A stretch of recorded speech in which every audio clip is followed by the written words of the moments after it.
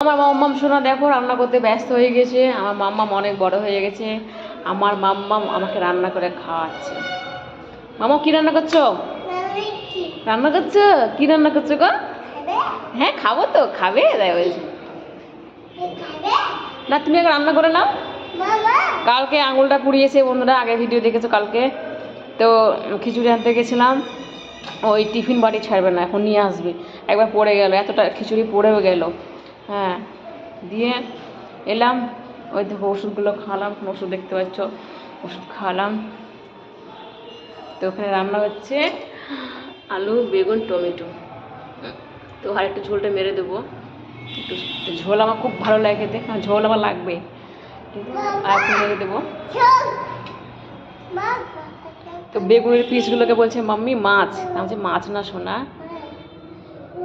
তো কালকে 4 টাকা করে ফাটা ডিমগুলো কিনে নিয়েছিলাম 7টা। আর গ্যাসই এসেছিলো, তো গ্যাসটা ঠিক করেছি। তো প্রায় গ্যাস ছিল, এটা ঠিক করতে ছোটো ওই শুধু আগুনটা একটু বাড়িয়ে দিয়েছি। হ্যাঁ, পাওয়ারটা একটু বাড়িয়ে দিয়েছি, তারপর 30 টাকা নিয়েছি। কী হয়েছে? রান্না রান্না হয়ে গেল? রান্না হয়ে গেল আম্মা? রান্না হয়ে গেল কি? তো গ্যাসটাও টিং টিং করে নড়ছে, এর জন্য কিছুদিন যায়, মানে এত রেমে টানাটানি চলছে। একাই তো ম্যানেজ করি বন্ধুরা, সবই জানো, ভাড়া, কারেন্টের বিল, ঘোষের টাকা, মানে সব কিছু, তারপর আদার সংসারের খরচ আছে। কী হয়েছে মোনা? তো এত কাল কেঁদেছে, তার সঙ্গে সাথে আমিও খুব কেঁদেছি। আর ওর কষ্টের সাথে আমি কষ্ট পাই, বলো জানো তো। সারা ব্যথা তো ঘুমাচ্ছে না মনে হয়।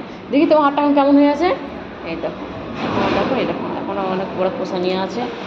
তো 3টে সাড়ে 3টের সময় ঘুম নাই। তো আমার 3টে সাড়ে 3টে বেজে গেছে, তোকে ঘুম নাই বন্ধুরা।